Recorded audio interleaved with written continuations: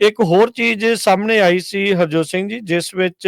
ਇਹ ਦੱਸਿਆ ਗਿਆ ਵੀ ਯੂਐਸ ਦੇ ਵਿੱਚ ਇੱਕ ਨਵਾਂ ਲਾ ਪ੍ਰਪੋਜ਼ ਕੀਤਾ ਗਿਆ ਆ, ਜਿਸ ਦੇ ਤਹਿਤ 500% ਟੈਰਿਫ ਇੰਡੀਆ ਦੇ ਉੱਤੇ ਲਾਉਣ ਦੀ ਮੰਗ ਕੀਤੀ ਗਈ ਆ, ਚਾਈਨਾ ਦੇ ਉੱਤੇ ਲਾਉਣ ਦੀ ਮੰਗ ਕੀਤੀ ਗਈ ਆ, ਕਿਉਂਕਿ ਇਹਨਾਂ ਦੋਨਾਂ ਮੁਲਕਾਂ ਨੇ ਰਸ਼ੀਆ ਦੇ ਨਾਲ ਜਿਹੜੀਆਂ ਬਿਜ਼ਨਸ ਟਾਈਜ਼ ਆ ਉਹ ਰੱਖੀਆਂ ਹੈਗੀਆਂ ਆ। ਸੋ ਇੱਕ ਯੂਐਸ ਦਾ ਬਿੱਲ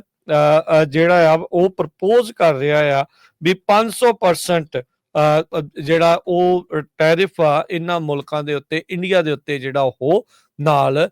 ਜਿਹੜਾ ਉਹ ਲਾਇਆ ਜਾਵੇ। ਸੋ ਇਹ ਬੰਕਰ ਬਸਟਰ ਜਿਹੜਾ ਬਿੱਲ ਆ, ਇਹ ਦੇਖਣ ਵਾਲੀ ਜਿਹੜੀ ਗੱਲ ਹੋਊਗੀ। ਪਰ ਟਰੰਪ ਹੁਣਾਂ ਦਾ ਅੱਜ ਇਹ ਨਾਲ ਬਿਆਨ ਇਹ ਵੀ ਆਉਣਾ ਵੀ ਇੰਡੀਆ ਦੇ ਨਾਲ ਡੀਲ ਜਿਹੜੀ ਉਹ ਬਣਨ ਵਾਲੀ ਆ, ਇਹ ਜ਼ਰੂਰ ਇੱਕ ਅਹਿਮ ਕਹਿ ਸਕਦੇ ਆ ਵੀ ਅਪਡੇਟ ਇਸ ਦੇ ਵਿੱਚ ਨਾਲ ਵਾਪਰ ਰਹੀ ਆ। ਸੋ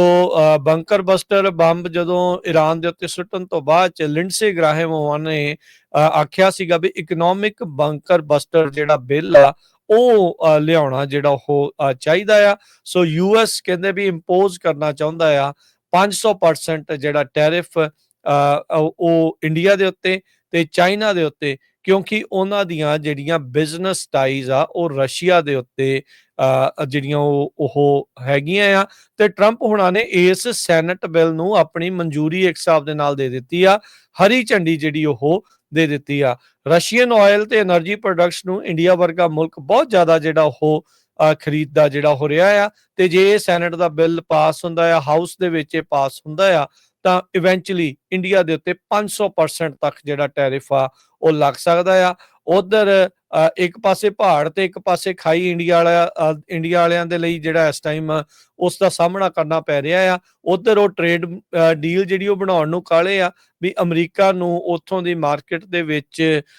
ਖੁੱਲੀ ਛੁੱਟੀ ਜਿਹੜੀ ਦੇਣ ਦੇ ਲਈ ਜਾਂ ਉੱਥੇ ਕੰਪੀਟ ਕਰਨ ਦੀ ਇਜਾਜ਼ਤ ਜਿਹੜੀ ਉਹ ਦੇਣਾ ਚਾਹੁੰਦੇ ਆ, ਕਿਉਂਕਿ ਉਹਨਾਂ ਨੇ ਪਤਾ ਵੀ ਇੰਡੀਆ ਵਾਲਿਆਂ ਨੇ ਅਮਰੀਕਾ ਦੇ ਵਿੱਚ ਅਮਰੀਕਨ ਸੋਵਰਨਟੀ ਨੂੰ ਇੱਕ ਹਿਸਾਬ ਦੇ ਨਾਲ ਖਤਰੇ 'ਚ ਪਾਉਣ ਦੀ ਜਿਹੜੀ ਉਹ ਗੱਲ ਜਿਹੜੀ ਉਹ ਕੀਤੀ ਆ। ਸੋ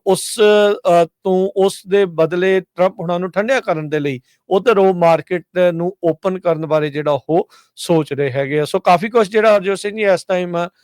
ਜਿਹੜਾ ਇਹ ਚੱਲ ਰਿਹਾ ਹੈਗਾ ਆ ਜੀ।